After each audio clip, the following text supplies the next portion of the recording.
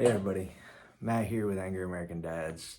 Right at the moment, not a angry dad moment, a happy dad moment. Um, my son is mid-20s.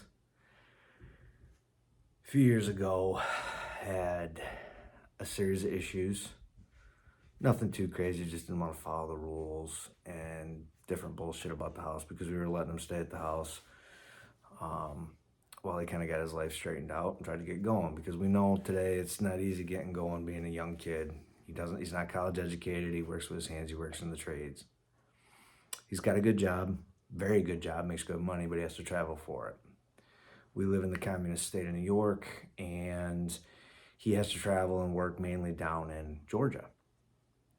But he also knows that if he does the hard work and now, does the traveling and the distance now, and he plays the games right, he can eventually be working close to home and, enjoy family time and everything else. Well, anyway, one of the problems that we had was he was seeing this girl. It was a toxic relationship. She was using him, basically been caught cheating, lies all the time, lies to us, lies to him, uses him.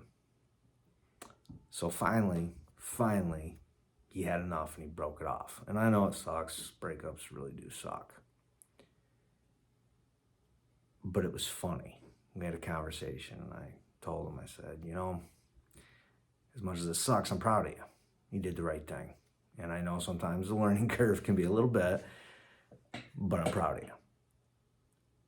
And he proceeded to tell me how he appreciated that, but also he understood why we were as hard on him as we were and did the things we did. And he sat there and he also told me, he goes, thanks for not allowing me to be a pussy growing up. He goes, I realized, he goes, yes, you and mom, grandma and grandpa, beat me and papa, and a few close friends do care about me and care how I feel and what's going on in the world. But he goes, I realized pretty quick, nobody else gives a damn.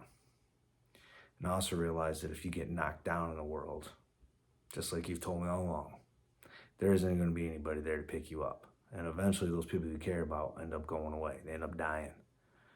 And then who's there to pick you up? Nobody but yourself. It's just that simple. And he told me thank you again.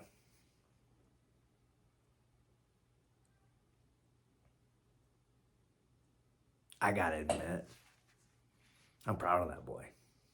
I'm damn proud of that boy. Every time he comes home, I see a little bit more of a man in him and less of a boy.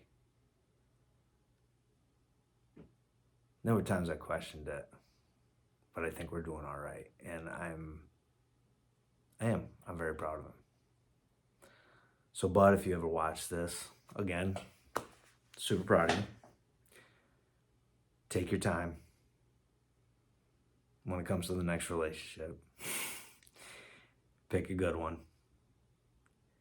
And just keep driving on and keep doing what you're doing. You know how to make the right choices. You know how to think things through.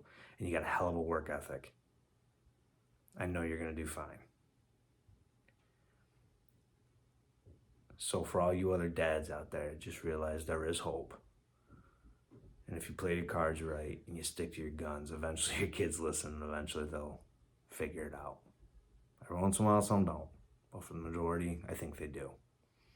And if you give them the right values and the right tools, they'll do fine. So, to all you American dads, keep fighting, keep your head up. You're not alone.